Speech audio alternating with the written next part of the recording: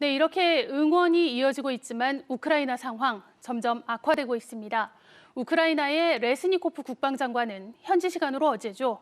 러시아 침공 이후 어린이 150명이 숨지고 학교 400곳과 병원 110곳 이상이 파괴됐다고 밝혔습니다. 오늘 뉴스브리지에서는 전쟁과 어린이의 삶에 대해 고민해봅니다. 이대 목동병원 응급의학과 남궁인 교수님 오셨습니다. 교수님 어서 오세요. 안녕하세요. 교수님, 우크라이나에서는 어린이 표시가 있는 대피소에 폭격을 당한 소식이 전해졌습니다. 산부인과 어린이병원도 공격을 받았고요. 교수님께서도 최근 블로그에 이런 우크라이나 전쟁을 규탄하는 글을 좀 올리셨어요. 네, 저는 이번 전쟁 상황을 정확히는 알 수 없고 현장에 가보지 않는 한 누구도 알 수 없을 것인데요. 네. 자연스럽게 최근에 전쟁했던 우리 상황들을 좀 비춰봐야 할 것 같습니다. 일단은 전쟁이라 함은 서로를 증오하는 두 집단이 그렇죠. 서로의 생명을 빼앗아서 무력으로 상대방을 굴복시키려는 그런 행위입니다. 이런 상황에서 어린 아이들은 자연스럽게 가장 쉬운 표적이 됩니다. 기본적으로 네. 아이들의 목숨을 앗아갈 경우 상대방의 커다란 증오심을 유발할 수가 있고 또 상대방을 굴복시킬 수가 있습니다. 그래서 어린이들, 특히 이전 전쟁 기록을 보면은 저격수들이 아이들을 손쉽게 겨냥을 하는데요.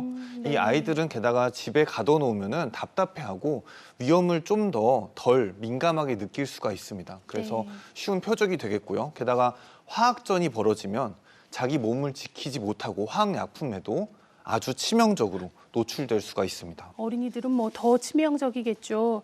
교수님, 유엔 아동기금 발표를 보면요. 지난달 24일에 러시아의 침공이 시작된 이후에 우크라이나에서 어린이 난민만 150만 명이 넘습니다. 전체 난민의 절반 수준이고요. 초당 1명꼴이라고 해요.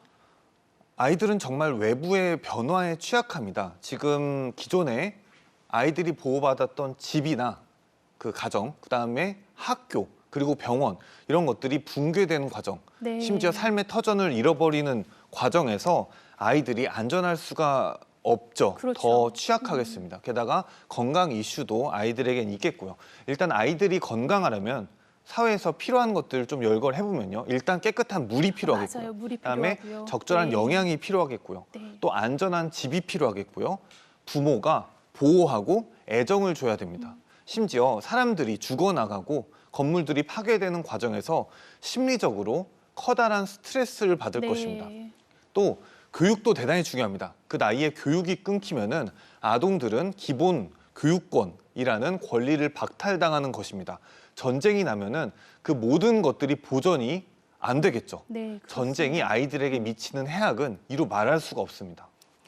심리적 안정 하니까요. 요새 외신을 좀 살펴보면 피란길에 그런 어린이들의 정신 건강을 살핀 보도가 많습니다. 이미 수천 명의 어린이들이 심각한 트라우마를 겪고 있다고 보도가 나오고 있어요. 네, 아이들은 정말 극심한 공포에 빠지면은 뭔가 말하지 못하던지 움직임이 굼뎌지고 네. 이렇게 잘 못 이동을 할 텐데요. 게다가 지금 우크라이나 같은 경우에는 아버지가 징집돼서 전쟁터로 나가기 때문에 일단은 부모를 잃어버려야 되는 아버지랑도 환경이 헤어져서 지내야 많고 되고, 네. 또 주변 사람들을 잃어버렸을 때 그 심리적 충격은 또 어마어마할 겁니다. 이런 것들이 유년 시절, 특히 10대에 이런 경험을 했을 경우에 성장에도 차질을 빚게 되겠죠. 그래서 전쟁 중에 무슨 예술이나 공연이나 이런 걸 왜 하는지 좀 이해가 안 가실 분들도 있겠는데요. 어린이를 위한 음악과 그림 교실, 치유 프로그램, 그리고 마음 치료? 정신적인 네. 케어가 정말 절실한 게 사실입니다. 네. 교수님, 우크라이나의 이 소아암 환자들이 지하실에 대피한 사진이 언론에 보도가 됐습니다. 당장 치료가 시급한 아이들이에요. 근데 이 아이들 지금 어떻게 치료를 받을 수는 있는 걸까요?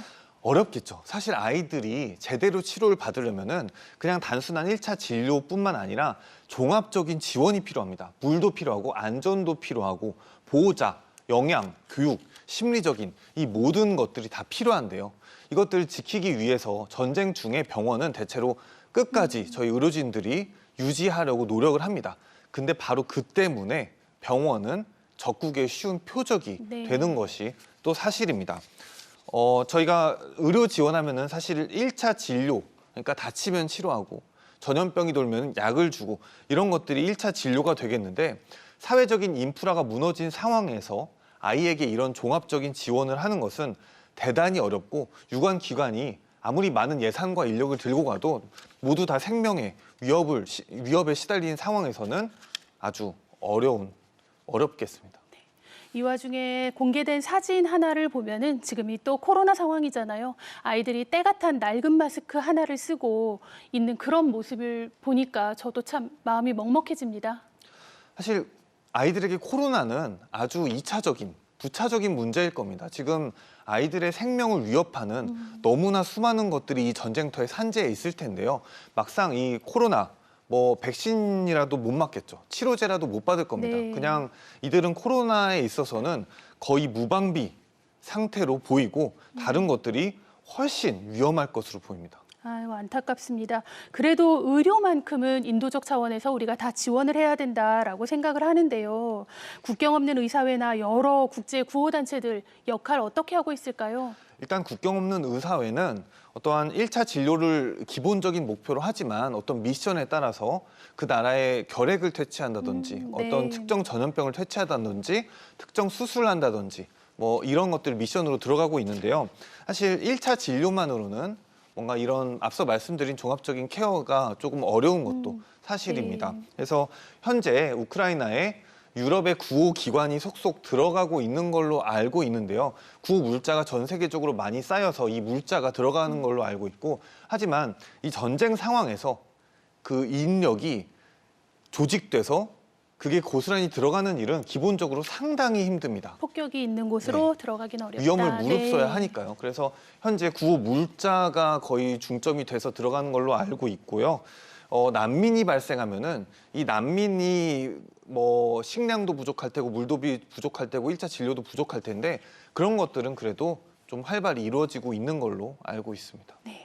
마지막으로 질문 하나 더 드리겠습니다. 어떤 아동복지 이런 거를 생각할 때요. 전쟁과 어린이, 교수님은 어떻게 생각하시나요? 일단 전쟁은 사람을 파괴하고 성인에게도 커다란 상처를 남깁니다. 서로가 네. 무기를 들고 터전을 파괴하고 주변 사람들 죽고 무엇인가 불타 없어지는 것을 우리는 모두 봐야 합니다. 근데 어린이가 살아가기 위해서는 더 많은 세심한 보호, 터전, 부모, 교육, 영양 많은 것들이 필요하고 정신적인 건강도 상당히 큰 위해를 네. 끼치게 됩니다. 당장 우리나라만 해도 전쟁을 겪은 세대가 아직까지 살아있고 그들에게 커다란 트라우마를 남긴 잊지 것도 못하죠. 네. 사실입니다. 그래서 평화는 단순히 구호가 아니라 인간을 존엄하게 만들기 위해서는 필수 불가결한 것입니다. 당장 전쟁을 멈춰야 합니다. 그 땅에는 수많은 어린이와 사람이 살고 있습니다. 교수님 말씀 중에 우크라이나에서는 지금은 코로나는 문제도 아니다 이런 말씀을 들으니까 너무너무 마음이 아픕니다. 우리 아이들이 건강하게 살던 집으로 또 학교로 가정으로 돌아갈 수 있기를 기원해 봅니다. 오늘 말씀 감사합니다. 감사합니다.